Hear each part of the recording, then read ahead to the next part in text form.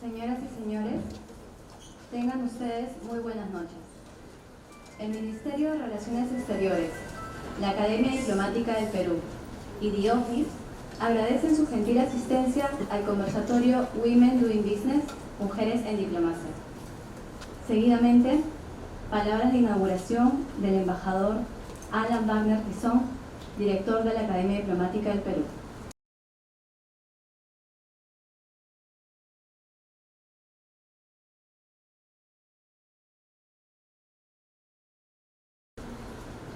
Muy buenas noches a todas y todos, como corresponde decir el enfoque de género. El señor viceministro de Relaciones Exteriores, embajador Jaime Pulmarea, el distinguido representante del cuerpo diplomático acreditado en nuestro país, colegas del Servicio Diplomático del Ministerio de Relaciones Exteriores, señora Natalia Mazo, fundadora de la organización Women Doing Business, distinguidos miembros del panel, señoras y señores. Esta noche es una noche muy especial para la Academia Diplomática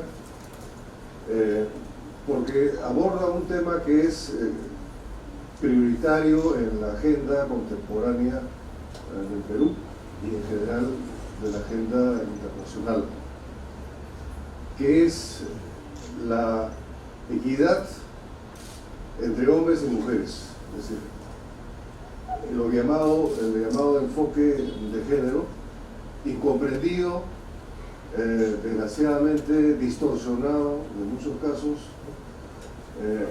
pero que felizmente se mantiene como una política de Estado, tal como ha quedado reafirmado durante la reciente interpelación que se hizo a nuestra ministra de Educación, Juan Pablo,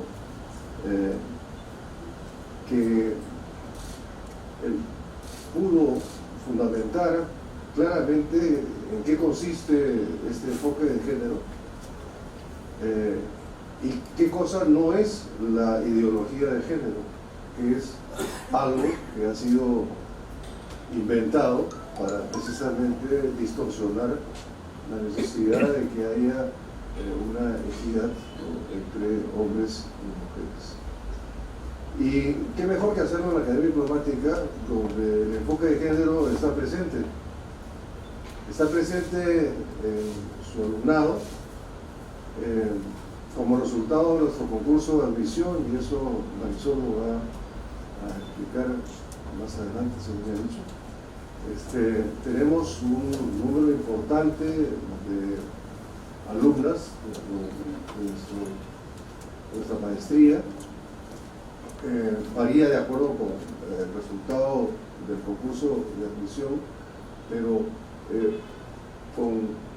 con frecuencia nos acercamos a la mitad, ¿no?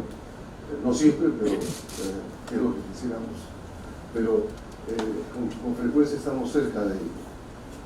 Pero además de la presencia de nuestro alumnado femenino, que además con mucha frecuencia la primera de la promoción es una mujer, ¿no?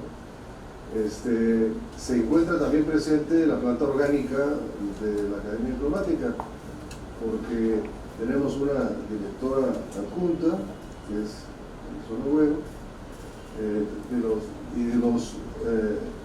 directores, subdirectores, ¿no? De los 3 subdirectores, 2 de ellos son mujeres, con lo cual yo me siento bien acompañado con todas ellas, ¿no? Y al mismo tiempo con Ricardo López, que es uno de los subdirectores, ¿no? Tengo ciertas relaciones de solidaridad. Bueno, en fin, el 6 de enero se publicó en el Diario Oficial del Peruano el Decreto Supremo 003 2018 PCM, que declara el decenio 2018-2027 como el decenio de la igualdad de oportunidades para mujeres y hombres. Esta designación se basa en la Constitución Política del Perú, que reconoce la igualdad de la ley de todos los ciudadanos y proscribe todo tipo de discriminación. Igualmente se apoya en la Ley 28983, Ley de Igualdad de Oportunidades entre Mujeres y Hombres del año 2007, que estableció el marco normativo para garantizar a mujeres y hombres el ejercicio de sus derechos protegiendo la plena igualdad. La designación del decenio de la igualdad evidencia la toma de conciencia en nuestra sociedad, pero también la lamentable persistencia de situaciones de desventaja de la mujer, que es el propósito superior. La historia de la mujer en el servicio diplomático de la República ha sido una de lucha y de empoderamiento. Como muchos sabrán, fue Carmela Aguilar Ayans la primera mujer en ser inscrita en el escalafón diplomático con la categoría de segundo secretario en abril de 1952 y fue al mismo tiempo la primera mujer en ascender a la categoría de embajador. Con ello, Carmela marcó un hito sumamente importante en la historia de la diplomacia peruana y de la creciente participación en ella de las mujeres. Y así abrió el camino a futuras generaciones de mujeres en nuestro servicio diplomático. Las diplomáticas peruanas han ido superando varios obstáculos a lo largo de los años, como por ejemplo el tener que dejar la carrera para poder formar una familia, o ver cómo ciertos cargos de trabajo importantes en el Perú y en el extranjero eran asignados de preferencia a sus colegas varones. Quizás uno de los casos más significativos haya sido aquel de los matrimonios donde ambos cónyuges eran diplomáticos, debiendo frecuentemente, casi diría normalmente, la funcionaria ceder ante las perspectivas profesionales del esposo. Y en muchos casos, yo pude apreciar, la esposa, la diplomática, tenía mejores condiciones que el marido, pero así eran las circunstancias en que se vivía y el tipo de decisiones que entonces se tomaban en la pareja, que es algo que también hay que tener en cuenta. No era solamente un tema de legislación, era algo que existía en nuestra sociedad, ¿no? Igualmente una situación difícil para las cónyuges, aunque también se aplicaban a los cónyuges, ¿no?, los funcionarios, era ejercer su profesión en el exterior. Esto entraba en colisión con la Convención de Viena, pero felizmente ha podido ser resuelto y hoy día tenemos convenios con muchos países que permiten que los cónyuges, sean mujeres u hombres, puedan ejercer su profesión en muchos países. A nivel del Ministerio de Relaciones Exteriores, cuando yo ingresé al Ministerio en 1963, por concurso, como empleado administrativo, antes de hacer la academia diplomática, había muy pocas mujeres en el ministerio, pero habían tres que eran sumamente poderosas. Carmela Aguilar, que despuntaba con lo que luego sería la primera embajadora nuestra, una embajadora muy seria, muy competente, ¿no?, cusqueña, de recio carácter, ¿no?, de sonrisa nada fácil, pero mujer muy agradable, ¿no? Rosina Vega, ministra, era la dueña, no digo jefe, porque era la dueña de la clave del ministerio. Y era importantísimo, porque además en esa época la clave era muy rudimentaria, no como ahora que todo se ha facilitado, ¿no? Antes era, bueno, había el diccionario del año 36, ¿no?, incluso había nombres propios de funcionarios del servicio diplomático, que se complementaba con unas tablas. Era una cosa muy complicada y ella manejaba eso, pero férreamente, ¿no? Es decir, era una mujer de un carácter muy fuerte, ¿no?, una gran mujer, ¿no? Y luego una tercera señora, Isabel Erusquiza, ¿no?, que era también muy influyente en el ministerio, pero por su carácter jovial, ¿no? Era otro tipo de personalidad. y eran las 3 mujeres más importantes del ministerio, y en un ministerio donde efectivamente había pues muy pocas mujeres, ¿no? Mujeres diplomáticas. Entonces, y así es que ha ido evolucionando nuestro servicio diplomático, y el tema de la unidad familiar ha sido una preocupación que varios hemos tenido a lo largo de los años. Cuando ingresé al servicio, en el año 68, lo normal era que uno de los cónyuges, normalmente como ha dicho la mujer, tuviera que pedir su pase a la disponibilidad para poder ser nombrados al exterior. Luego hubo un avance cuando se estableció la licencia extraordinaria por matrimonio, que permitía a uno de los cónyuges, frecuentemente, sí, casi siempre la mujer, pasar, o sea, tener esta licencia extraordinaria que le permitía mantenerse en la actividad con la licencia, ¿no? Y tenía la posibilidad de ascender una vez, ¿no?, en uso de esa licencia. Eso fue en su momento un avance importante porque evitaba que se truncara la carrera, porque luego, antes, cuando existía la obligación de pasar a la disponibilidad, el retorno era siempre muy complicado.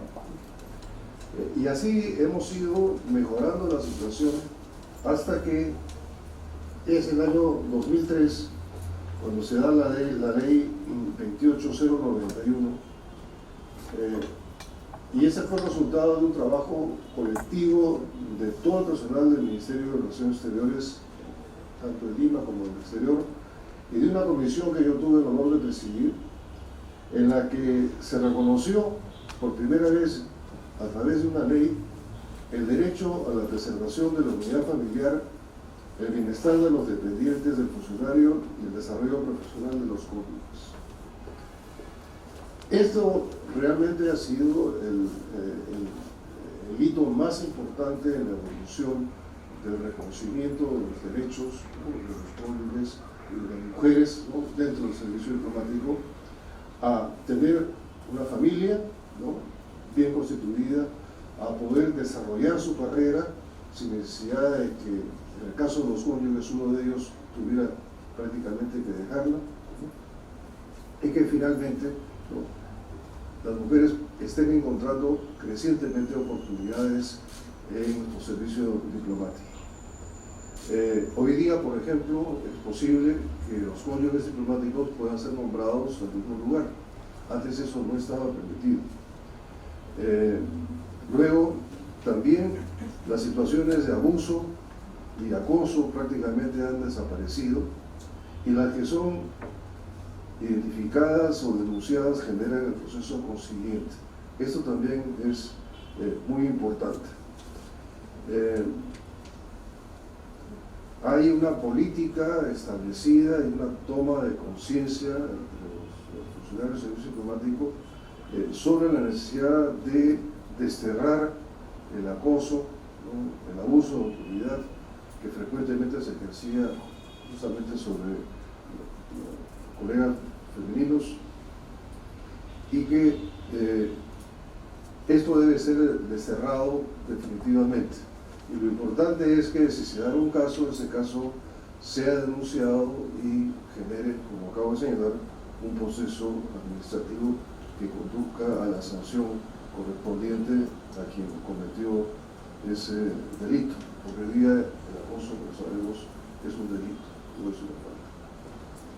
También es creciente el reconocimiento de la mujer diplomática en sus verdaderas actitudes y capacidades, en sus logros profesionales y familiares, así como las posibilidades que se le presentan en la carrera en condición de igualdad. Procuramos que haya cada vez mayor igualdad. Eso es algo que tenemos que seguir trabajando. Y así lo dijo el embajador Jaime Pomareda en su discurso de toma de posesión, quien indicó que durante su gestión apoyará los esfuerzos, y cito, porque todas las mujeres del ministerio vean sus derechos preservados, se sientan visibles y reciban el trato justo y diferenciado necesario que les permita un desarrollo laboral pleno y así superar las limitaciones que el machismo les ha impuesto histórica y culturalmente. Fin de la cita. Muy bien, embajador. Debo mencionar que la Academia Diplomática, como he señalado, se alinea con esos objetivos y por ello felicitamos la organización de eventos como el Women Doing Business, que nuevamente nos convoca hoy con el tema Mujeres de la Diplomacia, que para nosotros es un orgullo y una satisfacción. Muchas gracias. Acto seguido, palabras de apertura de la ministra Marisol Agüero Colunga, directora adjunta de la Academia Diplomática del Perú.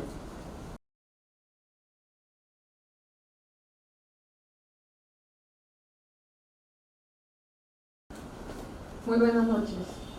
Señor Viceministro de Relaciones Exteriores, embajador Jaime Pomareda. Señor Director de la Academia Diplomática del Perú, embajador Alan Wagner. Señoras y señores embajadores acreditados en el Perú. Señoras y señores embajadores, colegas, señora Natalia Marzo, fundadora de la organización Women Doing Business. El tema de la edición de hoy de Women Doing Business es la mujer en la diplomacia. Felicito a los organizadores y agradezco la gentil invitación para participar. Para tener un panorama completo, voy a referirme al paso previo al de la mujer en la diplomacia. En el caso de nuestro país es la mujer en la Academia Diplomática del Perú. Y esto es porque, de conformidad con la legislación nacional, la única vía de ingreso al servicio diplomático es la Academia Diplomática. Y quisiera empezar refiriéndome a la primera promoción de la Academia Diplomática. Esta casa de estudios fue establecida en el año 1955 y su primera promoción egresó en 1958.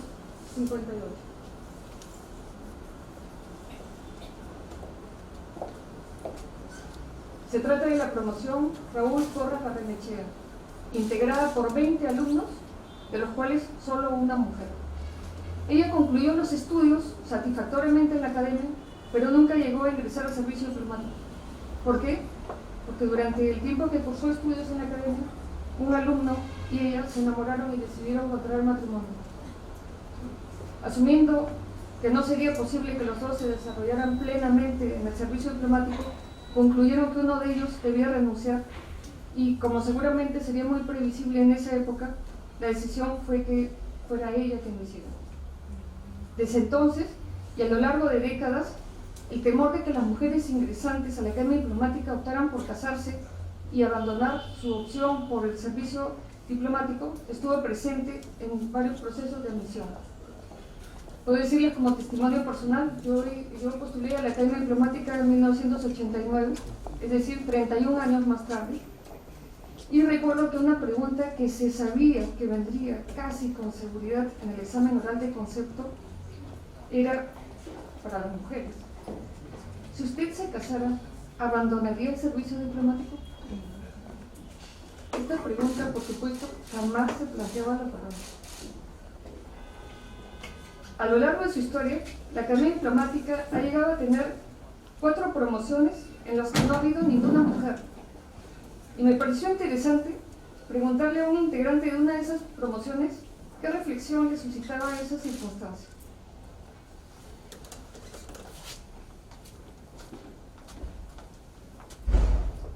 Aquí tenemos la reflexión del embajador José Antonio García Belaúnde, la promoción 1968. Él respondió lo siguiente: con el tiempo descubrí que no tener ninguna mujer en mi promoción de la academia había empobrecido nuestra experiencia vital en esos años. Y agrega: la presencia de las mujeres en mi promoción hubiera comportado una dimensión más rica en la interrelación de los alumnos, nos hubiera obligado a abrirnos a otras sensibilidades y percepciones e incluso a formas de encarar el estudio, la cotidianidad y el proyecto de vida que estábamos desarrollando. Valga tener presente que, como lo señaló el embajador Wagner, y como me lo ha recordado también el embajador García Belaúnde, en la década de 1960 tampoco es que fuera muy común que las mujeres estuvieran en las aulas de las universidades, y además, en general, se presentaba muy poco número de mujeres para las vacantes de la Academia Diplomática. Pero volviendo a las reflexiones del embajador García Belaunde, estas destacan el aporte de la participación de mujeres en el proceso de formación de los futuros diplomáticos y adhiero plenamente a ese pensamiento. A lo largo de toda nuestra carrera tenemos que interrelacionarnos con otros colegas, hombres y mujeres, en procesos de negociación y en cualquier coordinación, por muy simple que ésta sea, de modo que resulta muy provechoso que esta interrelación en el ámbito diplomático empiece a trabajarse en las aulas de la academia.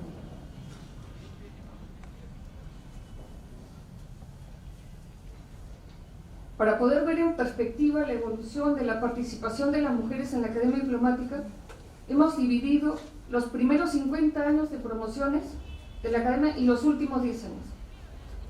Como pueden ver en este gráfico, en los primeros 50 años teníamos 79% de alumnos y 21% de alumnos. Como les he mencionado, en ese lapso hubo 4 promociones que no tuvieron ninguna mujer. Una promoción que tuvo un número mayoritario de mujeres y ninguna que haya estado conformada solo por mujeres. Tampoco es deseable, ¿no? Porque justamente se trata de esta interrelación. En cambio, en estos últimos 10 años, la proporción de mujeres se incrementó en 16 puntos. Es decir, hay un progreso significativo que seguramente continuará. Y es que cada vez más las mujeres se van animando a postular al proceso de admisión de la Academia Diplomática.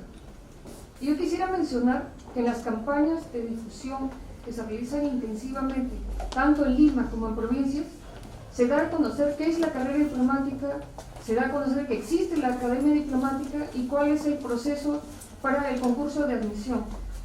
En esas campañas de difusión ocurre que muchas chicas preguntan ¿qué ocurriría si yo opto por esta carrera y decido casarme? ¿Tendría que optar entre mi familia o el servicio diplomático?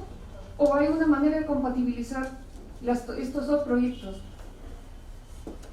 Hoy en día hay muchos ejemplos de colegas, mujeres, que han logrado conjugar magníficamente ambos aspectos de su desarrollo personal y profesional. Y por tanto, la respuesta a esas preocupaciones es más bien alentadora. De otro lado, quisiera mencionar que el concurso de admisión de la Academia Diplomática consta de 7 exámenes. El último de ellos consiste en una entrevista ante un jurado presidido por el viceministro de Relaciones Exteriores e integrado por el director de la Academia Diplomática, entre otros profesionales. Pues bien, actualmente, de conformidad con el reglamento de la Academia Diplomática, ese jurado tiene que estar integrado al menos por una embajadora y una docente universitaria. Creo que huelga a incidir en lo apropiado de la norma. Y justamente por ello, pienso que podría ser interesante que se considere la posibilidad de incorporar ese criterio en la conformación de la Comisión de Personal del Ministerio de Relaciones Exteriores. Para quienes no son de Cancillería, debo decir, la Comisión de Personal es la que evalúa a los funcionarios que se presentan al ascenso y propone al canciller el cuadro de promociones, así como el cuadro de traslados y rotaciones. Actualmente, la embajadora Elizabeth Astete forma parte de este distinguido panel, integra esa importante comisión. Pero si hubiera una norma que contemplara ese criterio, nos aseguraríamos de que el mismo se aplicara de manera consistente. En cuanto al rendimiento, pueden ver la última cifra. Es interesante. De 37% de mujeres, el 50% obtiene el primer puesto al egresar de la Academia Diplomática, al igual que el 63% de varones que obtienen el mismo 50%. Entonces, vemos en un número más reducido de mujeres, la cantidad de primeros puestos es exactamente la misma que en el caso de los hombres. En cuanto a los directores de esta casa de estudios, a la fecha hemos tenido 30 distinguidos diplomáticos ocupando tan importante puesto, entre los que se encuentra la embajadora Liliana Blarte, quien ocupó el cargo entre los años 2012 y 2015. Actualmente tenemos este organigrama. Este cuadro muestra la participación de la mujer en la planta orgánica de la Academia Diplomática, presidida por el distinguido embajador Alan Wagner, cuyo interés y preocupación por empoderar a la mujer y promover su aporte al servicio diplomático son reconocidos. Sus colaboradores sentimos un gran orgullo por ello. Y viendo las nuevas generaciones, quiero referirme a dos personas que todavía no aparecen en las estadísticas porque todavía no forman parte de ninguna promoción de egresados. Se trata de la señorita Verónica Miyabusuku, quien ingresó en el concurso de admisión 2018 en el primer puesto, terminó el primer año de estudios en el primer puesto también, y la señorita Andrea Quispe, que en el concurso de admisión 2019 ocupó también el primer lugar. Todo esto no es casualidad. No necesita demostración el que las mujeres sepamos aprovechar al máximo nuestras oportunidades. Y quiero terminar rindiendo homenaje a una mujer que no tuvo muchas oportunidades. Ella las fue obteniendo, muchas veces luchando contra prejuicios y hasta adversidad. Se trata de la embajadora Carmela Aguilar, la primera embajadora peruana. Yo tuve el privilegio de conocerla cuando ingresó al servicio diplomático en 1991. Y créanme, su tenacidad, su contracción al trabajo y sobre todo su profundo amor a la patria han sido para mí una constante inspiración. Muchas gracias.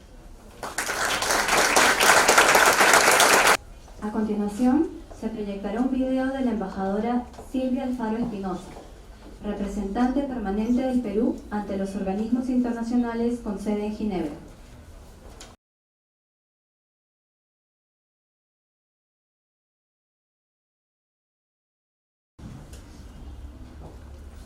Buenas noches.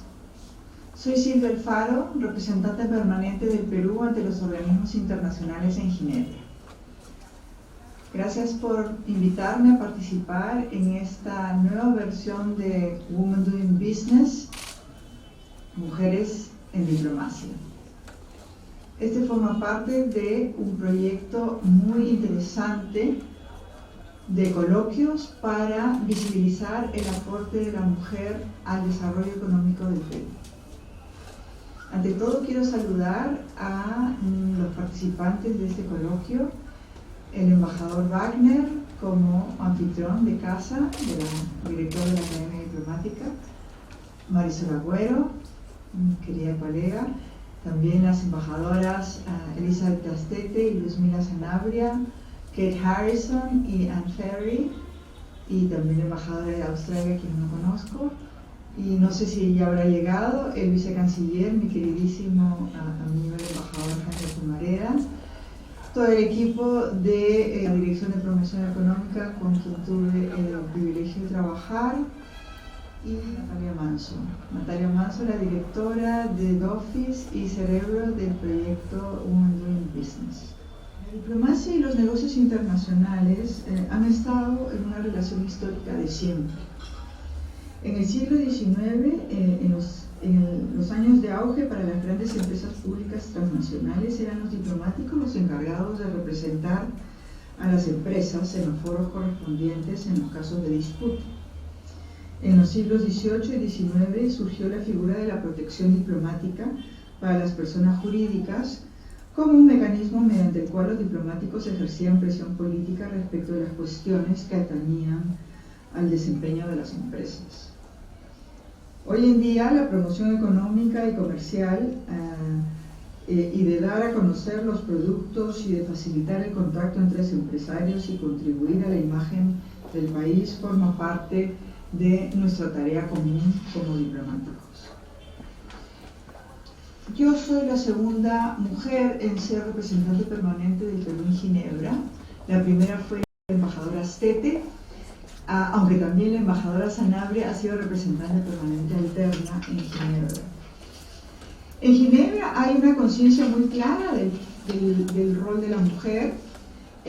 Tuve el privilegio de conocer a Arantxa González, una champion en materia de género, que dirige el Centro de Comercio Internacional, y ella tiene proyectos muy interesantes que pretenden sacar adelante importantes programas para empoderar a la mujer. Hay una plataforma que se llama She Trades, que actualmente por parte del Perú está participando ADEX, en donde se enlazan negocios que favorecen a empresas de mujeres exportadoras.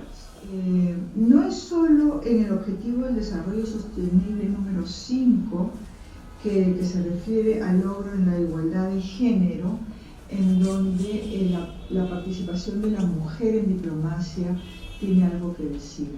La participación creciente de la mujer en la diplomacia en el mundo viene haciendo que esta presencia femenina en el mundo tenga una visión transversal en todo lo que tiene que ver con el desarrollo, de tal manera que la visión de género va permeando todos los aspectos del desarrollo en todas las organizaciones y en todos los objetivos de desarrollo sostenible en la agenda global. Yo creo que ese ha sido el gran aporte de la mujer en la diplomacia en el mundo. Quiero, como colofón, simplemente mencionar que aquí en Ginebra también se está hablando a nivel general de la escasa participación de la mujer en las organizaciones internacionales.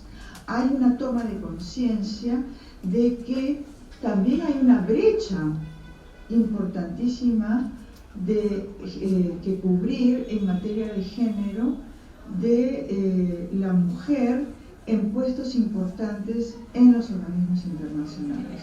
O sea, no es un asunto solamente que podemos apreciar en países como el nuestro, en que la mujer requiere tomar puestos de decisión a nivel nacional. Así que yo creo que es un desafío a nivel global. Hay mucho por hacer, pero en esas estamos, y de lo que se trata es seguir viendo el vaso medio lleno y no medio vacío. Un saludo muy cariñoso y muchísimas gracias por dejarme participar. Buenas noches. Seguidamente, la señora Natalia Manso Álvarez, gerente general de la empresa The Office, dará inicio al coloquio.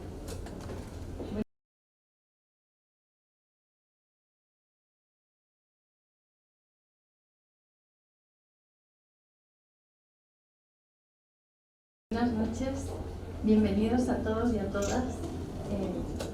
Muchísimas gracias, embajador Jaime Pomareda, gracias, embajadora Len Wagner, embajadora del Reino de Suecia, Anna Ferry, thank you so much, embajadora del Reino Unido, de Gran Bretaña e Irlanda del Norte, Kate Harrison, buenas noches, embajadora de Australia, Diana Nelson, bienvenida, embajadora Ludmila Zanabria, esta es su casa, no la tengo que dar la bienvenida. Y embajadora Elizabeth Astete, qué honor, y ministra Marisol Agüero, gracias por acogernos. Como creo que soy la única que sabe muy poco de protocolo en esta sala, me voy a agarrar de esa excusa para saltarme, ¿no? Y quisiera pedir un aplauso muy especial para un embajador que está acá, que además de su labor diplomática, tiene otra labor también muy relevante, que es representar a la sociedad civil en la lucha anticorrupción a través de su presidencia en Transparencia Internacional. Muchas gracias, doctor Wagner, por ser la voz también de esa contienda que tiene el país, que creo que nos va a transformar a todos en un país de más progreso. Muchísimas gracias por su activismo y por representarnos a todos, y queremos transmitirle nuestro apoyo también en esa faceta de su vida.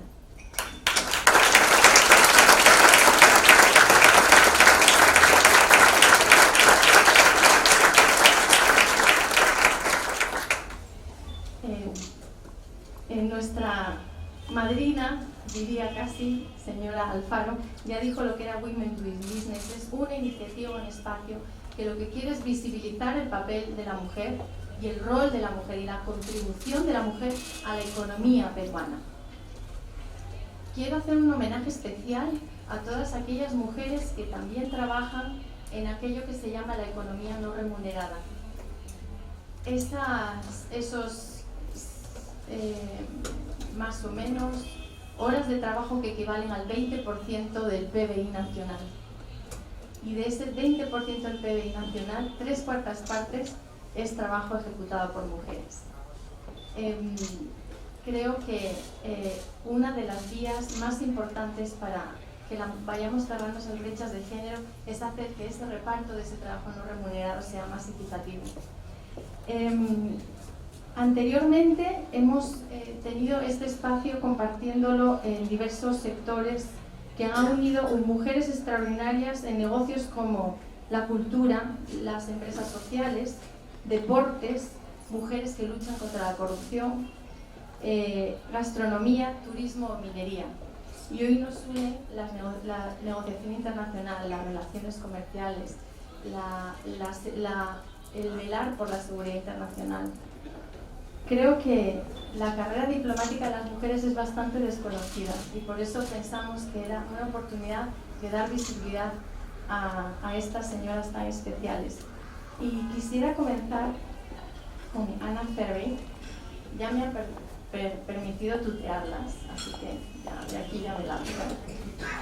Anna Ferry inició su carrera en 1997 en el Ministerio de Asuntos Exteriores de Suecia como encargada de temas de desarrollo y comercio y tratados internacionales de OMC. Entre 2000 y 2004 trabajó como economista en el Banco Central de Suecia. Posteriormente laboró en la Agencia Sueca de Desarrollo Internacional en Honduras. Estuvo en el Banco Mundial de 2010 a 2013 como asesora principal de la directora ejecutiva de los países nórdico-bálticos y luego cumplió funciones como consejera y jefa de la División de Asuntos Económicos, Comerciales y Culturales de la Embajada de Suecia en Nueva Delhi, hasta el 2016. Y como todos sabemos, Suecia siempre es el país a donde miramos cuando hablamos de equidad, ¿verdad? Y de igualdad de género, igualdad de oportunidades, políticas de género. Quisiera que nos contaras, Ana, cuál está siendo la evolución de la mujer en la carrera diplomática en Suecia y qué iniciativas políticas les han funcionado a ustedes.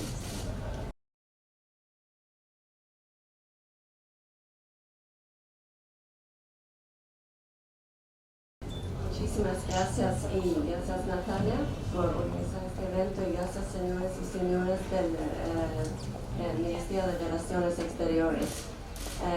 Y gracias por darnos esta oportunidad de compartir, Diana, yo y Kate, herramientas y políticas de nuestros países que esperemos que sean inspiradoras para ustedes aquí en el Perú, pero esta noche y tal vez después del evento podemos seguir adelante y hablar más en detalle sobre estas políticas y herramientas. Entonces, lo que es Suecia, entonces en el año 2000 hemos tenido 10 mujeres embajadoras de 122 embajadores en total. Entonces, una cantidad muy pequeña. Hoy en día, contando jefes de misiones y embajadores que viven en Estocolmo, pero tienen un papel de embajador de Irlanda o Bulgaria viajando, estamos 46% de mujeres. Entonces ha sido en menos de 20 años un paso bastante significativo. Y si vemos todos los puestos de jefes en el ministerio, incluyendo también jefes de grupos, secciones y adjuntos o adjuntas de departamentos en Suecia, estamos en paridad hoy en día. Entonces la meta ha sido paridad, pero estamos entrando a esta meta, ¿no? Entonces, yo pienso hay que recordar cuál es el activo más importante de un ministerio. Son los recursos humanos, no, somos nosotros, todos, todas. Entonces, lo más importante para un ministerio o cualquier empleador son los resultados. Eso es lo más importante. Y sabemos que en grupos donde hay diversidad, hay hombres y mujeres, en estos grupos hay los mejores resultados. Entonces, como empleador, en Suecia hemos pensado que hay que facilitar para los empleadores para que puedan aprovechar y que el empleador pueda aprovechar de sus empleadores lo máximo, ¿no? Entonces hay que facilitar para estos empleadores en su vida de trabajo y privado, ¿no? Entonces voy a mencionar dos ¿cómo se llama? Reglamentos internas que tal vez puede ser inspirador para otros países también. Como el embajador Wagner mencionó, por supuesto lo fundamental son las reglas internas o del país del no discriminatorio o oportunidades iguales. Eso sí, no hay ninguna duda. Pero en lo que es flexibilidad, es que en Suecia, en el ministerio, por ejemplo, tenemos que estar en el empleo a las 9 de la mañana hasta las 3 de la tarde. Tenemos horario de 8 horas por día y 30 minutos de almuerzo, ¿no? Pero si yo vengo a las 9, tengo que quedarme un poco más, ¿no? Entonces, pero yo puedo venir también muy temprano en mi trabajo y ir a las 3, ¿no? Entonces hay como una cuenta adentro del ministerio de horarios. Entonces yo puedo, si trabajo un poco más unas semanas, puedo trabajar un poco menos otras semanas, o puedo venir un poco más tarde una mañana y viceversa. Eso es algo que apoya mucho, ¿no? Sobre todo hombres y mujeres que tienen niños. Pero para todos, porque hay que tener periodos de descanso también. Esta cuenta, entonces, se puede medir, ¿no? Cuántas horas trabajas por semana, ¿no? Es algo muy importante.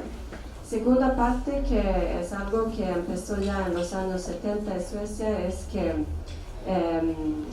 la licencia de paternidad es dividida, no solamente es licencia de maternidad, es para hombres y mujeres. Entonces no solamente hablamos sobre los 10 días que puede tomar el hombre cuando nace un bebé. Estamos hablando que en Suecia hay 480 días de licencia de paternidad, ¿no? Pero entonces 3 meses solamente para mujeres, 3 meses solamente para hombres. Entonces hay mucha flexibilidad y la norma social actualmente en Suecia es que también que los hombres se quedan en casa con niños pequeños. Entonces ahora es muy normal, aunque las mujeres toman siempre más tiempo con niños en casa. Pero esta ha sido muy bonito y muy bello para los hombres también, poder aprovechar a los niños, ¿no? Tener una muy buena relación con los niños. Y para las mujeres más fácil de reintegrarse al mercado laboral y sigue siendo una carrera diplomática. Entonces, yo voy a quedarme ahí. Gracias.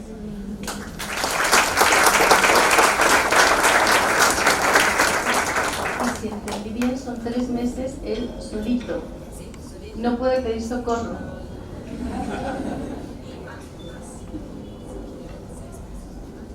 Eso sí es el reto. Muy bien. Doy paso a nuestra colega Ludmila Zanabria, a la que todos conocen sin duda. Es embajadora en el Servicio Diplomático del Perú en retiro. Es licenciada en Relaciones Internacionales, bachiller en Derecho y en Periodismo por la Universidad Católica del Perú. Entre muchos cargos ha desempeñado como embajadora extraordinaria y plenipotenciaria del Perú en Portugal, Bolivia, China y Paraguay, representante alterna del Perú ante la ONU, coordinadora nacional de la Cumbre Iberoamericana y del Grupo Río, subsecretaria para Asuntos de Asia y Cuenca del Pacífico, embajadora en misión especial ante las economías de APEC, presidenta de la Comisión Nacional Antártica, presidenta de delegación, delegada y representante del Perú en numerosas reuniones y conferencias como la ONU, OEA, GERRIO, Cumbre Andina, CELAC, Cumbre Iberoamericana y APEC. Lyudmila ha recibido numerosas condecoraciones, entre ellas la Orden al Mérito en el grado de Gran Cruz en Portugal y la Orden al Mérito por Servicios Distinguidos en el grado de Gran Cruz en Perú. Lyudmila, sé que es muy difícil en el tiempo que te damos, pero ¿cuáles han sido los hechos significativos que han marcado el ejercicio de tu carrera?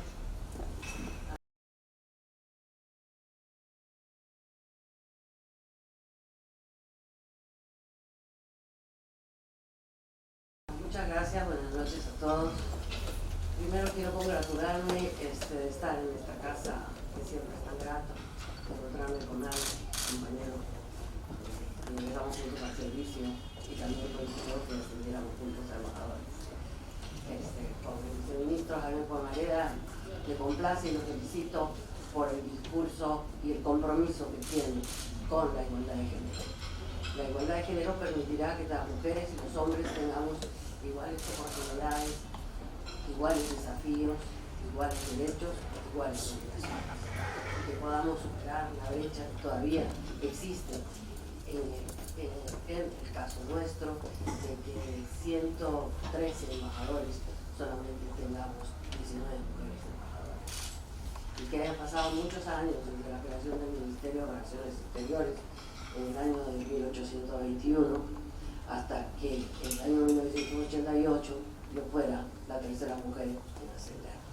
Esperemos que esto ya no vaya a ocurrir y que podamos muy pronto tener muchas más embajadoras. Lo congratulo por esto y por el compromiso asumido. Bueno, es un poco difícil poder en pocos minutos hacer un relato de las cosas que me han tocado vivir. Y gracias por darme esta oportunidad. Esta carrera nos permite desarrollarnos en diferentes aspectos y diferentes ámbitos en los cuales nuestro compromiso de servir al país y otras está siempre presente. Voy a referirme muy brevemente a tres temas que nos tocaron desarrollar. Uno fue muy interesante cuando fui convocada después de haber sido embajadora en Paraguay, que acababa de ser nombrada embajadora de asuntos consulares, a encontrar juntos en el ministerio las rutas y los caminos para que la gente pudiera ingresar a la FEC. Y me es muy grato ver aquí a mi colega Juan del Campo, quien me acompañó en esta aventura. Viajamos a Yakarta, donde se iba a realizar la cumbre en Indonesia, en Bogor. Pero en Yakarta era la reunión del ministro de Relaciones Exteriores de la FEC. Deberíamos conocer qué eran los requisitos, cuáles eran los requisitos que un país, una economía, como se llama la FEC, requería para ser parte y cuáles eran los mecanismos para llegar a esto. Afortunadamente, mis años de Naciones Unidas me habían permitido tener muy buenas relaciones con muchos embajadores y cancilleres. Las largas noches de negociaciones en los no alineados, en los 77 y en la segunda comisión de Naciones Unidas hizo que forjáramos amistades sólidas con otros colegas. Y esa fue la suerte de encontrarme con Elia Latas como canciller de Indonesia y Somali, el embajador Somali como el sol. Quería saber cuál era el objetivo que tenía Indonesia en este organismo en formación. Y precisamente ahí se establecieron una serie de metas para los primeros miembros y para los futuros miembros. Pero lo más interesante para nuestro país era que ahí se determinó las condiciones para ser miembro. Y se designaron unos expertos dentro de los países de la PEC, economía se llama la PEC, para que establecieran los guidelines. Con esto ya en mano, me entrevisté con los 19 cancilleres y con todos los senior officials en jornadas largas e interminables cafés, te acordarás. Pero afortunadamente conseguimos un resultado importante, que era que el Perú acreditaba ser bien. Teníamos las credenciales para hacerlo. Teníamos que hacer ahora el camino para llegar a esas credenciales. Como paso siguiente, nos dedicamos a visitar a las personas que habían sido designadas como los expertos para hacer los guidelines. Nos visitamos a todos, conversamos con todos, y una forma de acercamiento propusimos que el país participara en 2 grupos de trabajo, con un acercamiento ya a la pesquería y también turismo. Acompañé este proceso hasta que fue designada embajadora del Perú en la República Popular China. Afortunadamente la estrategia que habíamos diseñado tuvo un éxito, y ya cuando estaba yo de embajadora en la República Popular China, recibí la llamada del Somchi, encargado, a decirme que el Perú ya sería aceptado como miembro de la PEC. Esta es una de las experiencias interesantes y muy gratificantes y también muy sacrificadas. Juan ha pasado conmigo noches interminables sin dormir y días sin afectarse, por eso se ha aprendido la barba. Bueno, luego otro aspecto que también esta carrera te brinda y te da las grandes satisfacciones ocurrió en el año 1995. Era yo directora general de Asuntos Consulares y tuvimos el gran conflicto con el Ecuador. En ese momento muchos de nuestros compatriotas eran detenidos a lo largo y ancho del país. Entonces yo consideré mi obligación y mi deber viajar al Ecuador y solicité a la alta dirección del ministerio que se me autorizara. No sin mucha reticencia, mejor dicho, con mucha reticencia, aceptaron mi viaje. Tenía ciertas complicaciones que podían haberse presentado, como el conflicto. Sin embargo, fui autorizado. Ahí viajé con otro joven colega, que hoy no lo veo, está en el exterior con algunas actividades. Y visitamos a todos los consulados de Perú, en Quito, en Guayaquil, en Loja. A Machala no pudimos llegar, pero el cónsul llamó a Guayaquil a entrevistarse con nosotros, y también no pude llegar a Macará. Me entrevisté con las autoridades políticas, militares, carcelarias, eclesiásticas, representantes de la sociedad civil, íbamos día a día consiguiendo la liberación de nuestros compatriotas. Todas las mañanas yo recibía llamadas de RPP, de la radio, de la televisión, a que pudiera informar cuántos habían sido liberados. O sea, encima teníamos esa tremenda presión. Pero fue una gestión que realmente fue muy exitosa, y el esfuerzo de los cónsules en Guayaquil, Loja, Macará, Machala y Quito fue muy grande, y mi reconocimiento para ellos. Y también fue un ejemplo de cómo el Estado puede aglutinar esfuerzos con la sociedad civil, cosa que hace maravillosamente aquí mi colega el embajador Padre, y lleva esa voz de la sociedad civil. Trabajamos mucho con las organizaciones no gubernamentales de defensa de los derechos humanos. Esa creo que ha sido una de las más grandes experiencias que yo he tenido, el ver el reencuentro de familias, que me alegraba el corazón y me llenaba los ojos de lágrimas. Luego, algo que tiene que ver con nuestra institución. Después de mi experiencia en el APEC y en la China, y haber sido presidenta del APEC, entonces consideré que el Asia-Pacífico requería de una división tan igual como tenían las otras secciones del ministerio. Y presenté un planteamiento para que se estableciera y se creara la subsecretaría de Asia y Cuenca del Pacífico. En el año fue aceptada la propuesta también, y en el año 2002 fui la primera subsecretaria de Asia y Cuenca del Pacífico. Esto que les estoy comentando, pues quizás les da una imagen de que la vida diplomática ha sido muy fácil y que todo esto ha sido muy fácil.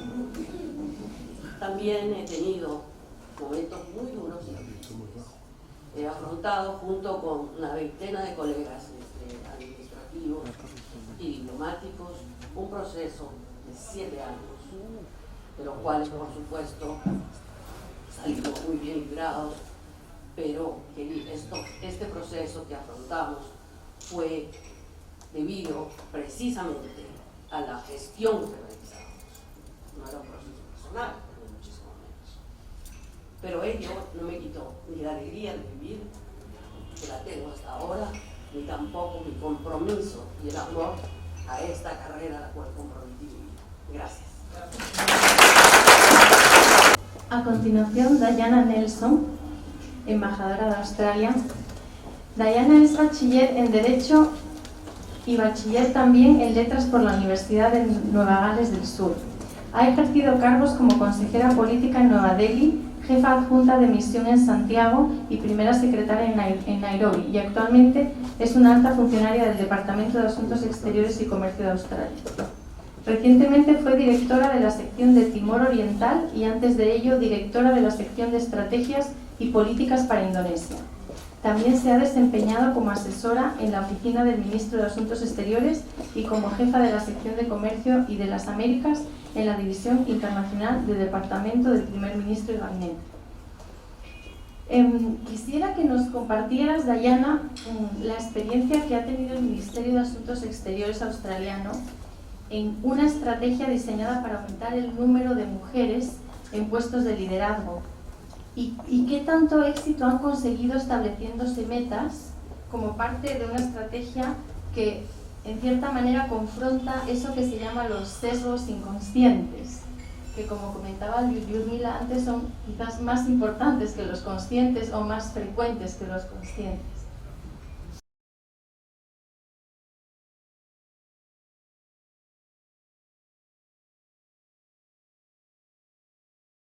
Gracias, Natalia, y gracias a todos. Bueno, Marisol nos habló de la cantidad de mujeres entrando en la Cancillería peruana, que es más o menos la mitad, 50%.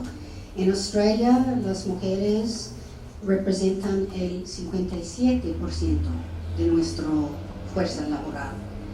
Pero, a pesar de eso, solo el 34% de puestos ejecutivos de alto nivel y el 27% de embajadoras lo ocupaban mujeres en el 2014.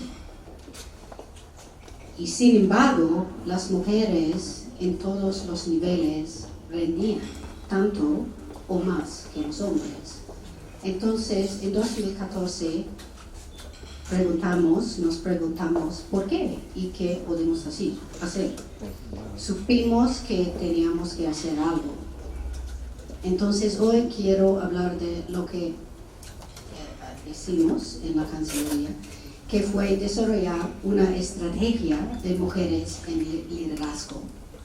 Y una de las partes claves de esta estrategia fue establecer metas para tener más mujeres en posiciones de alto nivel. Entonces, establecimos metas de 3 y 5 años. Y las metas fueron para aumentar la presencia de mujeres de un 34% registrado en 2015 hasta 40% antes de 2018 y 43% hasta antes de 2020. Y tuvimos realmente una discusión, una conversación muy fuerte sobre el tema de metas o cuotas. Y al final quedamos en decir que vamos a poner metas, porque queríamos descartar que el avance sea siempre basado en el mérito. Es decir, las mujeres dentro de nuestra Cancillería no querían que sus acentos fueran basados fueron no basados en su desempeño y capacidades. Y nuestra estrategia ha sido replicada ahora en todo el servicio público de Australia. Es decir, todos los ministerios en Australia ahora tienen que tener metas y tienen que publicar sus planes de acción sobre el empoderamiento de la mujer. Entonces, ¿cuáles fueron los resultados? En nuestro caso, impresionantes, yo diría. En solo 3 años, el porcentaje de funcionarias mujeres de alto nivel ha subido de 34% a más de 40%, logrando la meta de 3 años. Y las embajadoras mujeres alcanzaron un récord histórico este año. Hemos aumentado de 27% hasta 42%, a pesar de no tener una meta para ello. Un poquito menos de Suecia, pero estamos en camino.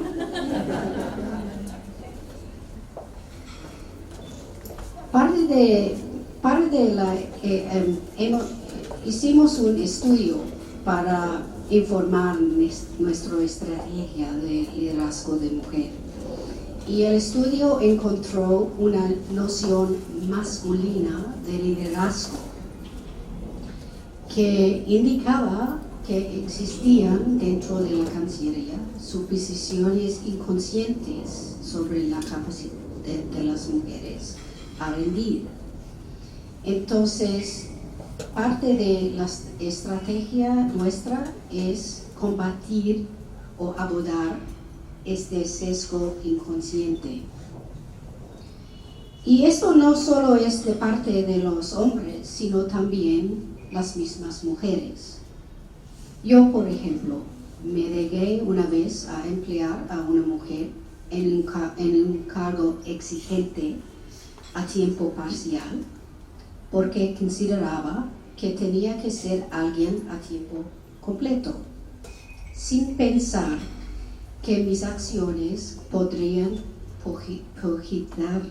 perjudicarla y sin realmente preguntarme si podríamos gestionar el rol en una manera más flexible. Entonces, la introducción de metas fue una de las estrategias para abordar el sesgo inconsciente, porque nos obliga a una inclusión consciente. Bueno, tenemos varias estrategias para abordar el sesgo inconsciente, incluyendo talleres sobre sesgo inconsciente, un kit que nos da herramientas prácticas. Un ejemplo práctico es cómo gestionamos reuniones en donde a veces los hombres hablan más o a veces interrumpen a otros, porque debemos hacer nuestras conversaciones más inclusivas y escuchar las opiniones de todos y no solo un grupo. Una de mis favoritas es que tenemos un kit que llama la atención sobre comentarios machistas comunes en el trabajo y nos da ejemplos de cómo responderlo. Quizás algunos de ustedes han experimentado una pregunta o un comentario como: ¿puedes tú, una mujer, tomar las notas en la reunión?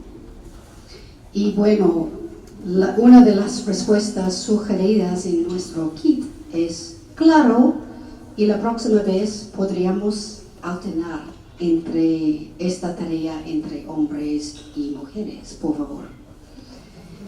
O quizás, ¿por qué estás trabajando a tiempo completo? Tus niños son pequeños, solo por un tiempo corto. Y las respuestas sugeridas puede ser, por ejemplo, ¿cuándo fue la última vez que le preguntaste esto a un hombre? Pero estos son solamente 2 de los ejemplos de nuestra estrategia. que es una estrategia muy profunda.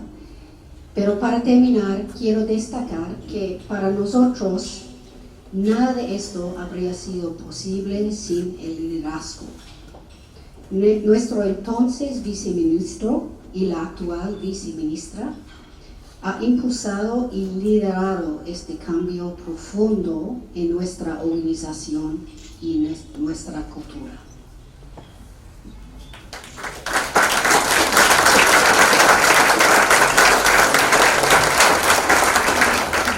Había otro ejemplo bien interesante que me comentaste, Dayana, una vez sobre las fotos que se ponen en las salas de reuniones. Ah, sí, bueno, me estaba quitando el tiempo, pero uno de los cambios muy importantes que hemos hecho es un cambio simbólico que hemos puesto en todas las paredes de la Cancillería, fotos de mujeres exitosas en la diplomacia, tanto mujeres como hombres, pero antes no había muchas fotos de mujeres, y también hemos renombrado algunas salas de reuniones en nombre de algunas embajadoras importantes que antes estuvieron nombrados por flores australianas. Gracias, Dayana. Kate Harrison, bienvenida. Kate es embajadora del Reino Unido en Perú. Se unió a la Foreign and Commonwealth Office en 2000 tras haber trabajado en el sector privado en China. Antes de ser embajadora británica en Perú, fue viceembajadora en Vietnam, consejera política en Beijing y cónsul económica en Hong Kong.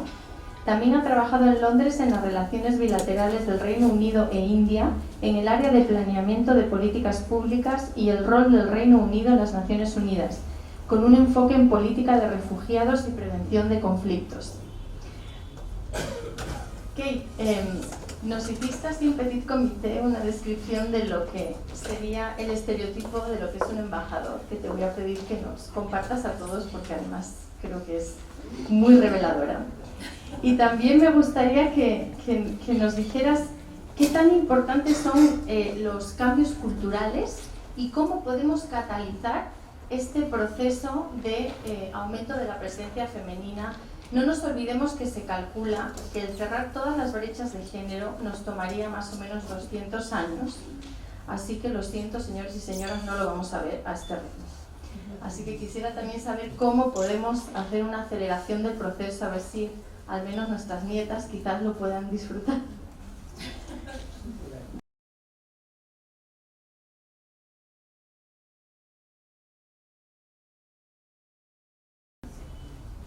Muchísimas gracias, Natalia, y gracias a todos, especialmente a la señora Magna, para tener todos nosotros así en casa. Y cuando Natalia me ha pedido de hablar un poquito sobre mis ideas de la cultura y cómo se puede realmente cambiar la cultura, para mí también es importante de reconocer que todos nosotros tenemos nuestros propios estereotipos en nuestras cabezas. Es un poco como Diana ha dicho sobre los sesgos inconscientes. Entonces, como un diplomático, un embajador, ¿cuál es como una forma de estereotipo? Posiblemente a gente que cree que es alguien muy intelectual, probablemente de una familia con dinero, élite, un hombre blanco, mayor de edad, muy serio, o en francés, bon viveur, alguien con gravitas. Pero para mí lo que es importante es que nosotros debemos ser parte del cambio. Y como todos nosotros aquí son mujeres, también somos diferentes, ¿no?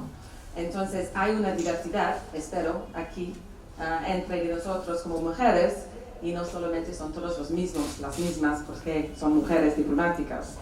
Entonces, para mí debe ser mucho más sobre las capacidades. ¿Y cuáles son las capacidades que debe tener un diplomático, un embajador? Es más la capacidad de escuchar, de entender, de comunicar. Y para comunicar también, escuchar es una parte muy importante de la comunicación, no es solamente para transmitir. Y finalmente es la capacidad de influir los centros de poder y los públicos. Y estos centros, estos públicos son mucho más complejos que en el pasado. Tenemos las redes sociales, tenemos una cultura de digitalización, mucho más información. Nuestros públicos también tienen más educación. Y no hay una división clara entre lo cual es la política doméstica y la política de relaciones exteriores. Ahora posiblemente hay menos randonneur y mucho más hay una necesidad de tener mucho más conocimiento técnico como un diplomático. Un estereotipo de un diplomático británico de hace muchos años, cuando tuvimos una encuesta si las mujeres pueden ingresar en el servicio diplomático y quizás en el futuro como embajadores, y la respuesta fue: es realmente algo que yo no puedo imaginar que un diplomático puede producir bebés. Realmente es una falta de educación. ¿Cómo se puede producir un bebé? Yo creo que realmente necesitamos hombres y mujeres para hacer eso. Pero eso fue su respuesta. Y para mí también, creo que yo anteriormente, cuando estaba trabajando en el sector privado, tuve también mis propios estereotipos de cómo son los diplomáticos.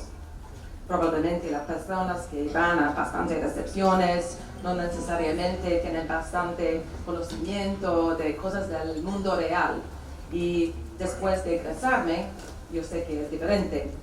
Entonces, algunos de los estereotipos posiblemente de nosotros en el Reino Unido del pasado fue unas familias diplomáticas. La gente quien por supuesto ha estudiado en Oxford o Cambridge probablemente tiene una esposa muy gentil, muy bonita. Y sus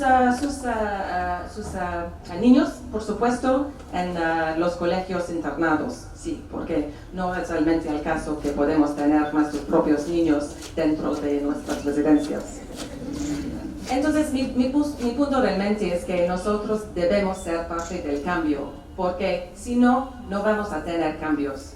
Y no es solamente para nosotros aquí en el canal para hacer estas formas de cambios, porque lo que necesitamos es que también que los hombres son parte del cambio. Y entonces no es solamente para mí, que yo puedo pedir a mi jefe en el pasado, ahora yo soy el jefe aquí en la embajada, pero no es solo para mí, para pedir si yo puedo ir a un evento en el colegio de mi niño.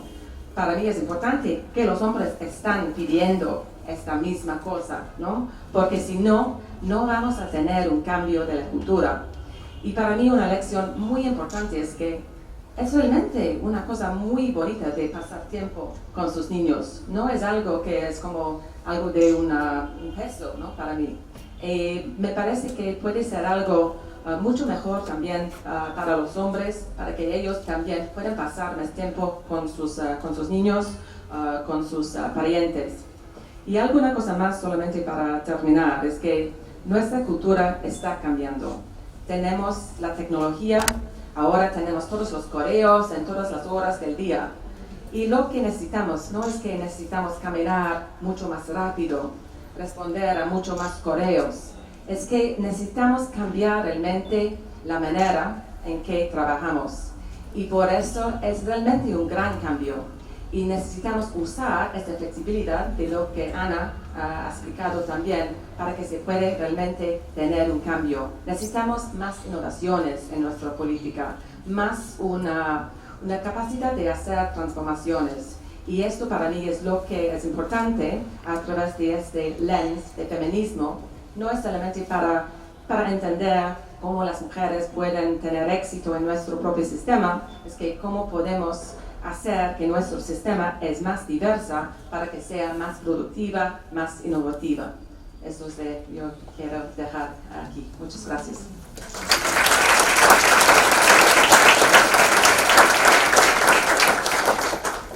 Y les recordamos algún dato, todo esto está en la landing page del evento. Hemos hecho un pequeño white paper con datos que dicen que, por ejemplo, el número de embajadores solteros es el 40% y de embajadoras el 57%. Por tanto, también ese 17% debe de estar justificado por algunas de esas brechas que hemos mencionado.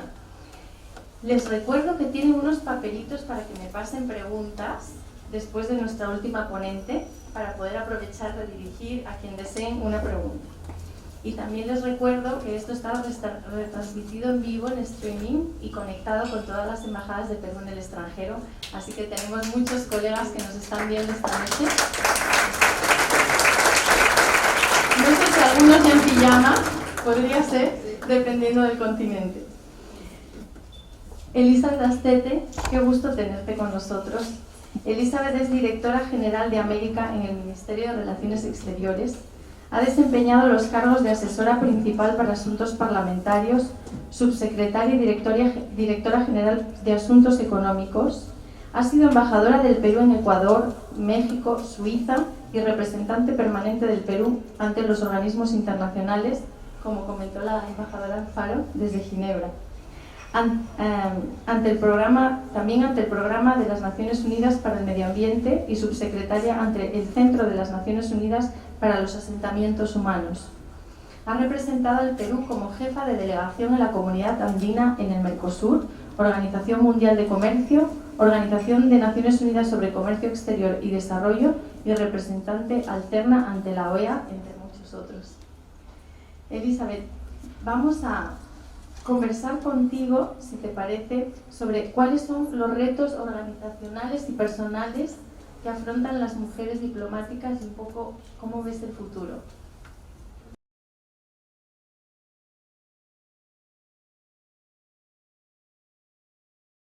Muchas gracias por la oportunidad de participar en este foro que nos permite reflexionar sobre dos temas importantes, la diplomacia y la mujer en la diplomacia.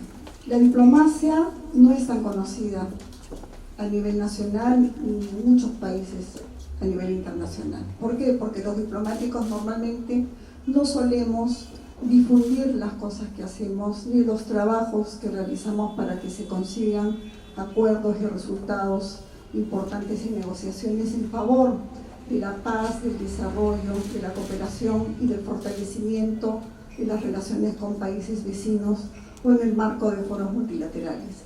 Así es que creo que es muy importante el que la gente conozca que no es esa percepción equivocada de los diplomáticos asociados a los cócteles o a la vida frívola. Detrás de cada diplomático hay mucho esfuerzo, dedicación, compromiso. ¿Por qué? Porque tenemos una responsabilidad enorme de representar a nuestro país en el exterior y de poder ayudar en lo que es la promoción y la defensa de los intereses permanentes del Perú y en el fortalecimiento de nuestra institución, el Ministerio de Relaciones Exteriores.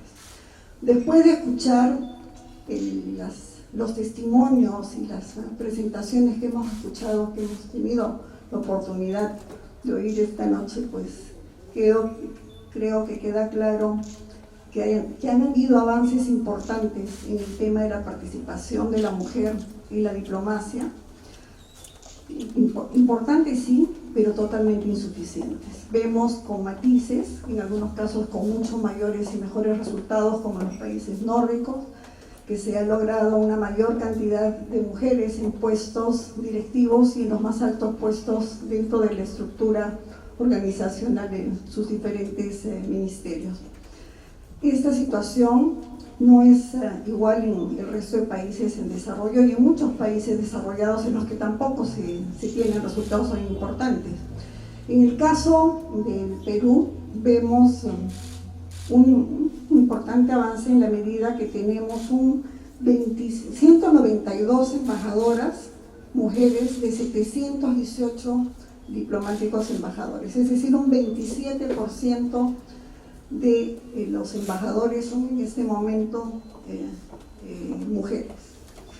Sin embargo, esta cifra que pareciera todavía ser limitada, porque obviamente apuntamos a un 50%, dado que las mujeres somos el 50% y más de la población del Perú, nos muestra, cuando miramos con detalle cada caso, una perspectiva positiva. Vemos que a nivel de segundos secretarios, la cantidad de mujeres diplomáticas alcanza el 44%.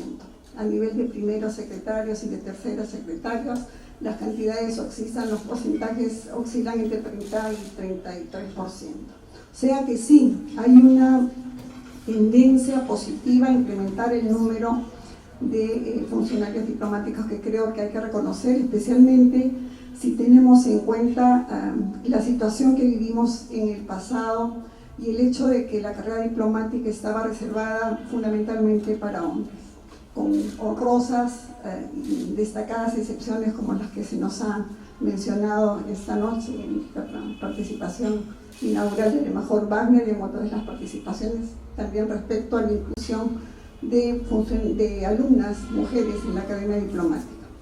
¿Cuáles son los retos? O sea, hay un avance importante que además tiene que ver con una toma de conciencia que se dio a nivel internacional en la década de los 70 sobre la importancia de la mujer, y que tuvo que ver con la suscripción de la Convención para eliminar la discriminación contra la mujer, con la determinación del diseño de la mujer entre el 76 y el 85, la determinación de tener un año internacional de la mujer, que mencionó el embajador Wagner, que en el caso del Perú también se acaba de decidir una nueva década vinculada al tema de la igualdad de la mujer en el Perú, lo cual es muy importante. Todos estos movimientos que se dieron a nivel internacional tuvieron un impacto en las políticas nacionales de nuestros países, y creo que es algo que tenemos que tener en cuenta. Hay mucha gente, muchas mujeres que no nos consideramos feministas. Sin embargo, creo que tenemos que agradecer a muchísimas mujeres que dieron la batalla por nosotros y que nos permiten estar en los puestos en los que estamos hoy. Así es que es un largo proceso que se ha recorrido, y que además pertenecemos a un sector de la sociedad privilegiado, porque si bien vemos que a nivel nacional, en el caso del Perú, también ha habido un importante incremento de la participación de la mujer en la economía, en la producción, en la mejora de la educación, todavía los porcentajes no son los que debieran ser, y lo más importante aún, enfrentamos problemas muy serios en el tema de violencia contra la mujer, en el tema de feminicidio, en el tema de atentado al feminicidio y en trata de personas. En fin, hay una larga lista de problemas que tenemos que enfrentar de manera más decidida y solucionar por el bien de nuestra sociedad. Porque el tema de incluir a la mujer no es un tema simplemente de ser justos, sino es un tema de interés para cada país, para promover el desarrollo económico y social de cada país. Y eso lo vemos tanto a nivel de las zonas urbanas como de las zonas rurales. Es conocido que las mujeres que son más cumplidoras en el pago de sus préstamos a nivel financiero son las mujeres, las personas a las cuales se les puede dar los microcréditos con mayor certeza de cumplimiento son las mujeres. Entonces hay todo un movimiento respecto a la creciente participación de la mujer en la sociedad, y creo que esa es una tarea que tenemos que impulsar con mayor ahínco, porque como se ha mencionado esta noche, hay 200 años de espera para realmente cerrar las brechas de género. Esperamos que poder avanzar con mayor celeridad, especialmente en aquellas áreas que afectan a los sectores más vulnerables de la sociedad. Yendo concretamente al tema del servicio diplomático, tenemos varios desafíos. Yo el primero que diría es seguir atrayendo a las mujeres a la Academia Diplomática, un mayor número de mujeres, y creo que la política que viene ejerciendo la Academia Diplomática para lograr justamente interesar a un mayor número de mujeres y además promover la inclusión de sectores de las regiones, de otras áreas del Perú, es muy positiva y hay que continuarla y fortalecerla. En segundo lugar, tenemos que lograr que efectivamente un mayor número de mujeres lleguen a la posición de embajadoras y ministras, y para ello es fundamental que esto se dé en función obviamente de sus méritos y sus capacidades profesionales, y tener presente lo que se ha mencionado esta noche respecto a la política que prevalece en la Cancillería y que ha expresado muy bien el señor vicecanciller respecto a promover todas las políticas que apoyen la igualdad de género. En ese sentido, tanto la política de la alta dirección como el trabajo que debe desarrollar la Comisión de Personal tiene que mejorar los sistemas de evaluación y valoración del trabajo de todos los funcionarios diplomáticos para tratar de ser más justos en la selección. Obviamente no todos pueden llegar a las posiciones más elevadas de la Cancillería ni a los cargos más altos, pero hay que tratar de que la selección sea lo más justa posible, y eso se da a través de una evaluación de criterios que sea mucho más adecuada. Y estamos en ese esfuerzo. Yo creo que es un trabajo que vamos a seguir perfeccionando. Han habido avances en los últimos años, pero seguiremos trabajando para lograr un resultado que sea más justo para todos, mujeres y hombres, pero por supuesto en este caso concreto que nos ayuden a promover un mayor número de mujeres en las posiciones de embajadoras, ministras y en las categorías inferiores también, por cierto. El segundo desafío es lograr que haya una mayor cantidad de mujeres en los puestos de decisión de la Cancillería, en los niveles de decisión. En este momento soy la única directora general de 12 direcciones generales, pero para hacer honor a la verdad, hay muchas otras destacadas diplomáticas que han sido directoras generales en multilaterales, como la embajadora Sanabria, económicos, Europa, en fin, una larga lista que lamentablemente en este momento no están en Lima porque han sido promovidas en muchos casos al exterior o ya han salido del servicio. Sin embargo, ese es un número que también tiene que mejorarse, porque 4 o 5 de 12 es mejor que lo que teníamos antes, pero todavía podría ser superado, ¿no?, el resultado. No se debe dejar de reconocer la importancia de la participación de las mujeres a nivel de cargos directivos. Tenemos un importante número de funcionarias diplomáticas que están ejerciendo direcciones en la Cancillería en áreas sumamente importantes, tanto del sector multilateral, drogas, drogas, medio ambiente, seguridad y defensa hasta hace muy poco, el tema de asuntos sociales, América del Norte, América Central, en fin, una larga lista de direcciones en áreas importantes de la Cancillería que están a cargo de funcionarias que cuentan con todas las condiciones para poder realizar el trabajo de una manera eficiente, cosa que vienen haciendo. Ese creo que es el segundo desafío que tenemos el tercer desafío que tenemos que empujar, que es que haya un mayor número de mujeres en posiciones directivas, porque todavía estamos hablando de 12, me parece que son 12 las direcciones que ocupan en este momento las directoras, pero de 39, 13 directoras de 39. A nivel de nuestras representaciones en el exterior, tenemos 8 embajadoras de 64 embajadas, si mal no recuerdo, y un número parecido, creo que son 11 jefas de consulados generales de 107 consulados generales. Entonces sí hay un aumento, pero todavía estamos muy lejos de llegar a los niveles que nos gustaría, obviamente, siempre sobre la base del reconocimiento de capacidades y conocimiento y experiencia. Por eso creo que es muy importante que avancemos a la par que la Cancillería vaya desarrollando todas las políticas para promover una igualdad de género. Tenemos que seguir trabajando sobre la base de mejorar nuestras competencias, nuestra formación profesional de manera permanente. Eso es una tarea que nunca termina. Uno sale de la academia, pero un diplomático estudia durante todos los días de su vida, y más aún ahora cuando se presentan tantos cambios en el escenario internacional y nos requieren una adaptación a las nuevas necesidades de la diplomacia y del servicio exterior. O sea que es algo que tenemos que continuar desarrollando con mucha dedicación, el compromiso, la dedicación, en realidad el romper con algunos de los prejuicios que existen. Se ha mencionado, aquí creo que me estoy excediendo demasiado, pero no quisiera dejar de mencionar estos temas. Se ha mencionado, por ejemplo, que muchas mujeres salen de la academia con los primeros lugares. Y hay también este rumor, ¿no?, de que, bueno, sí, en la academia sí, porque son muy estudiosas, pero cuando llegan a la Cancillería no pueden mantener el reto.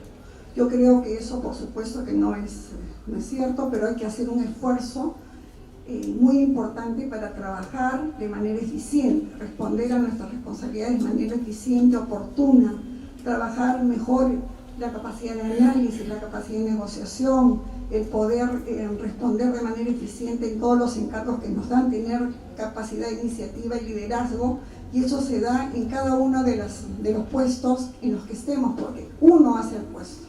Uno puede estar en el puesto más modesto, pero si es que uno le pone empeño, busca alianzas, consigue recursos de personas amigas o trabaja con la comunidad peruana en el exterior, de la mano de ellos, pues se consiguen resultados muy importantes que creo que es necesario seguir impulsando. O sea, hay que terminar con algunos prejuicios. Otro prejuicio muy escuchado era el tema de que invertir en la formación de una diplomática mujer, esto se decía en la época en la que yo estaba en la academia, que ya es hace más de 40 años, era hoy un desperdicio porque se va a invertir en estas señoras y se casan y es una pérdida de tiempo, ¿no?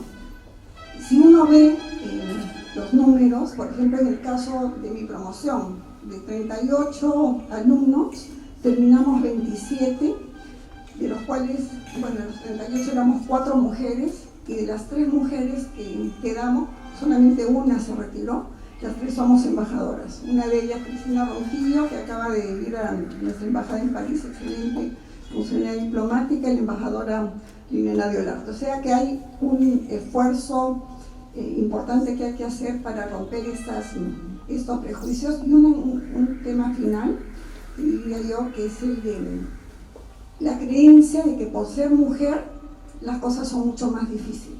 En el pasado era cierto. Hace 40 años el hecho de ser mujer diplomática planteaba mucho más problemas, porque era muy difícil que un esposo te acompañara o que pudiera solucionar tus problemas personales.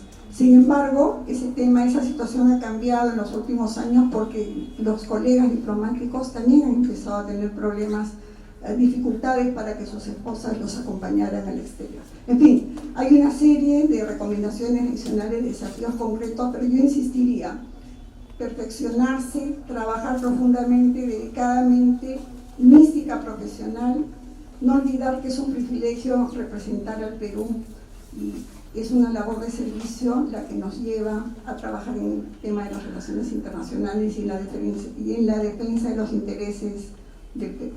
Muchas gracias.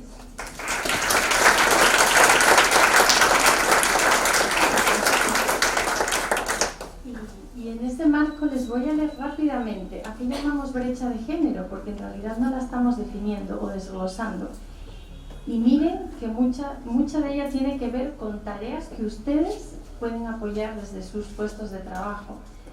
Trabajo forzado, acceso a profesiones técnicas, a igual salario por igual trabajo, posiciones de liderazgo, servicios de cuidado de menores, mortalidad materna, nivel de educación, inclusión financiera, inclusión digital, protección legal, representación legal, matrimonio infantil y violencia contra la mujer. Derechos todos fundamentales en los que ustedes trabajan, y muy especialmente aquellos que están en vínculos con Naciones Unidas, por ejemplo. Y para finalizar, solo un dato. Todas estas brechas que conforman la llamada brecha de género, se calcula que si las cerráramos a 2030 podríamos añadir a la economía mundial el equivalente al PBI de China más Estados Unidos. Por tanto, la inequidad es muy mal negocio. Y por aquí voy a rescatar, tenemos una pregunta personal, just for you. Preguntan aquí, ¿en qué etapa de tu vida tomaste la decisión de ser diplomática y por qué?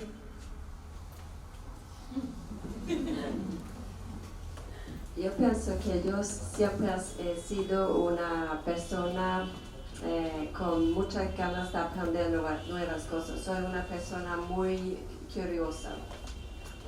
Soy una persona que no tengo miedo.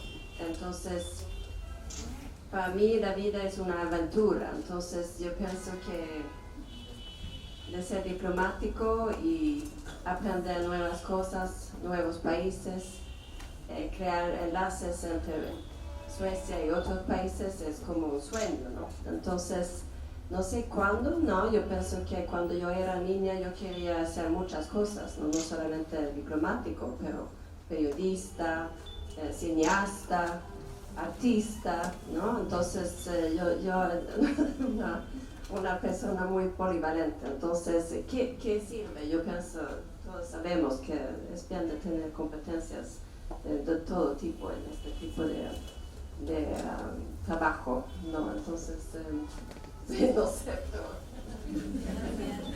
Muy bien. Tengo una pregunta de un colega profesor de la Pacífico que me consta que es un he for she. Y esta pregunta es para Kate. Y me está escribiendo aquí, ¿cuál es un primer paso sencillo, cotidiano, que los hombres comunes y corrientes podemos dar para acelerar este cambio? Muchísimas gracias la pregunta. Entonces creo que hay dos formas de responder. Una es la forma de la situación dentro de nuestros propios cancillerías y otro es en la vida más común. Para empezar, en la vida más común, solo una sugerencia para aquí en el Perú, porque yo estoy aquí con mi esposo y él en este momento no está trabajando.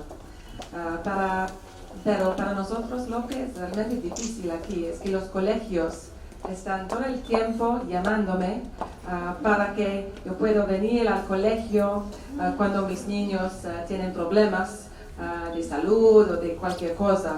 Y muchas veces he dicho a los colegios, sí, estoy completamente lista para venir cuando puedo hacerlo, pero si puede llamar también a mi esposo, porque en este momento tiene más tiempo libre que yo y probablemente puede llegar al colegio mucho más rápido.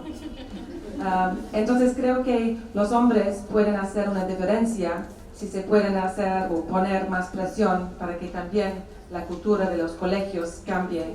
Y también hay bastante como WhatsApp chats, ¿no? Pero todos son de las madres. Entonces, mi esposo está dentro de estos chats WhatsApp, pero todo el tiempo las madres están como comunicando con él para, Kate, ¿qué estás haciendo? Y él está como, no estoy Kate, pero sí, es así las cosas. Entonces, poner un poco más presión para cambiar su propia cultura. También tenemos estos tipos de problemas en mi país también.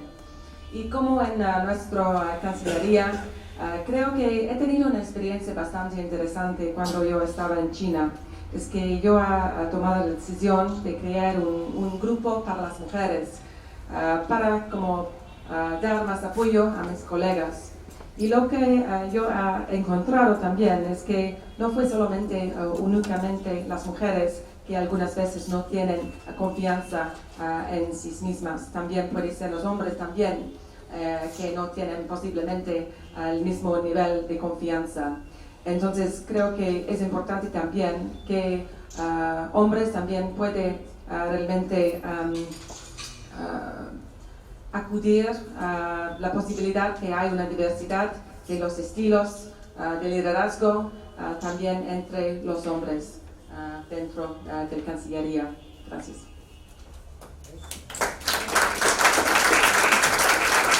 Una última pregunta y el resto les invito a que con un delicioso vino australiano, cortesía de la embajada, se acerquen a las embajadoras y les pregunten personalmente, pero creo que Diana se quedaron con ganas de más de esos ejemplos que nos has dado, de cómo llegar a metas, con ejemplos como los que nos has mostrado. Si nos podrías dar algún otro ejemplo adicional de las metas que se han planteado.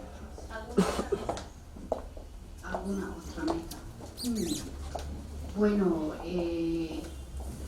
lo que he dicho es que hemos planteado metas para tener mujeres en cargos más altos. Y eso fue importante porque no teníamos antes mujeres en cargos altos.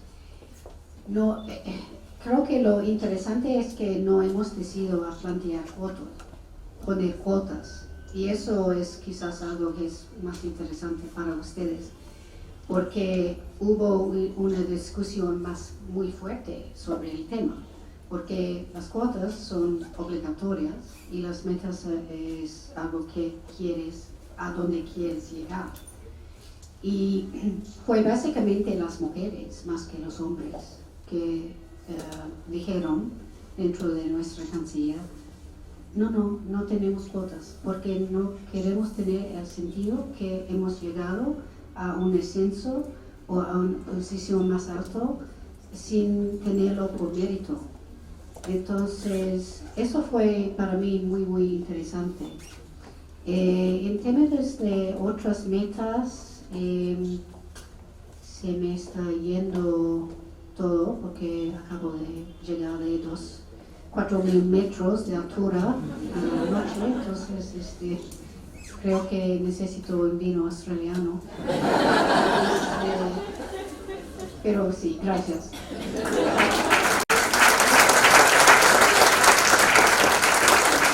El perfecto closing, gracias.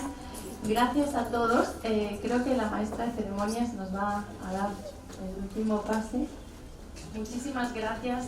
Continuemos esta conversación. Tenemos una plataforma para que se comuniquen con nosotros en Facebook y me gustaría que de aquí también se establezca una red que todas en general tenemos los mismos objetivos, ¿no es cierto? Y que trabajemos aunando esfuerzos porque, de nuevo, acuérdense que no tenemos 200 años. Para finalizar, palabras de cierre del embajador Jaime Pomareda Montenegro, viceministro de Relaciones Exteriores.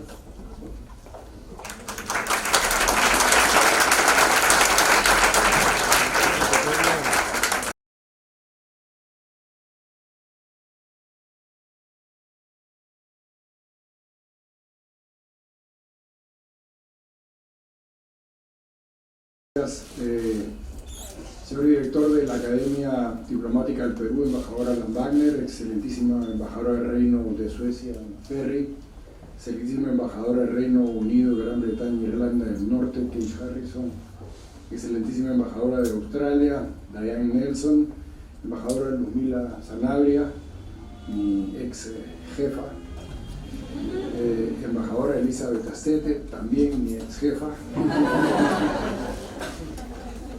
señora Natalia Mazo, distinguida concurrencia. Quiero en primer lugar expresar mi agradecimiento por haberme invitado a dar las palabras de cierre de este conversatorio que es tan interesante y además tan necesario. Quiero solo llamar la atención o expresar un poco mi extrañeza por no ver hombres en el panel. Creo que deberían haber, esto no es una crítica a ustedes, de ninguna manera, creo que deberían haber más hombres dedicados más preocupados por este tema, deberían haber más hombres feministas, ¿no? Y al decir hombre feminista quiero un poco recordar que el feminismo no es, digamos, lo antagónico al machismo, ¿no? Eso debe quedar claro, porque el machismo es algo que se identifica con discriminación, con empoderamiento indebido, cultural e histórico. Y en cambio el feminismo tiene que ver con la lucha, pero lucha por igualdad, no lucha por una supremacía. Entonces hay que tener claros esos conceptos para no tener miedo a llamar las cosas por su nombre. Es necesario recordar que la búsqueda de la equidad entre los géneros no excluye, como decía, ningún actor de la sociedad y por el contrario debe involucrar a cada vez más. Yo quiero, antes de seguir hablando, hacer una reflexión en relación a lo que mencionó el embajador Wagner sobre el párrafo de mi discurso el día de mi juramentación. Y quiero decir que, bueno, obviamente ese día muy honroso, quizá el día más importante de mi carrera, preparé mis palabras con mucho cuidado sobre todas las cosas que me interesan y que quería decir. pero no esperé que ese párrafo fuera no solo el más, sino el único comentario. No sé si lo otro que dije no era importante, pero ese párrafo me lo comentaron muchas mujeres, en fin, en un sentido muy positivo, pero he tenido comentarios de todo tipo, como que te apuesto que ese párrafo te lo hizo tu esposa, me dicen, ¿no? Y eso refleja un poco el cómo vemos, digamos, cómo vemos la brecha de género unos y otros, ¿no? Se habló de liderazgo y a mí el destino me ha puesto en esta posición de liderazgo que pienso utilizar precisamente para trabajar por disminuir la brecha de género. Ese es un compromiso que ya lo he expresado. Esta noche hemos sido testigos de avances en el tema de género y de igualdad en diferentes países. Nos los han expresado las ponentes también en el Perú, pero falta mucho por hacer. Hablamos de logros y hablamos de mujeres exitosas como ejemplos de que se ha avanzado mucho, pero para esas mujeres exitosas, el llegar a donde han llegado, esas mujeres exitosas me refiero a muchas y la mayoría de las que están acá, porque en términos de comparativos con el resto de la sociedad, digamos, las mujeres profesionales, las que están acá, constituyen una élite, constituyen una minoría. Para la mayoría de mujeres se necesita otro tipo de tratamiento. Las mujeres que han llegado, digamos, entre comillas, por sus propios medios, definitivamente tienen condiciones especiales, que no la tienen todas, pero todas necesitan este tratamiento diferenciado y este enfoque positivo para que puedan alcanzar la igualdad.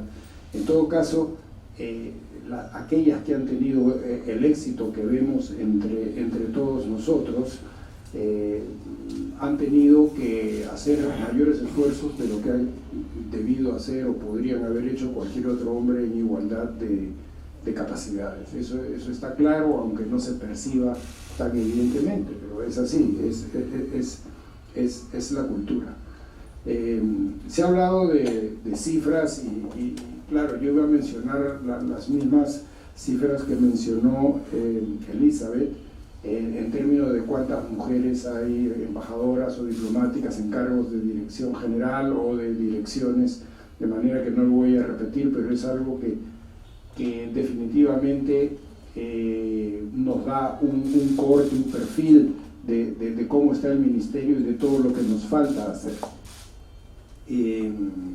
Como ejemplo también de ello, debemos decir que a mí me parece ahora casi imposible, digamos, pensar cómo es que en tantos años de existencia de la Cancillería no ha habido nunca una vicecanciller o una viceministra, habiendo antes y ahora embajadoras con capacidades de más para desempeñar ese puesto. No quiero extenderme mucho más, quiero solamente, antes de cerrar, reiterar la felicitación para quienes organizaron este conversatorio, agradecer al embajador Wagner por su hospitalidad y desearles a todos y a la causa de todos aquellos que siguen el trabajo de disminuir la brecha de género, suerte, y aquellos que dependen de mi oficina, es decir, la Cancillería, renovarles el compromiso del trabajo más comprometido en este sentido. Muchas gracias. Señoras y señores, el conversatorio ha concluido.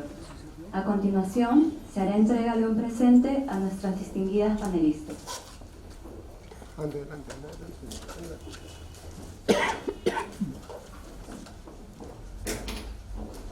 Toma abierta, ¿no?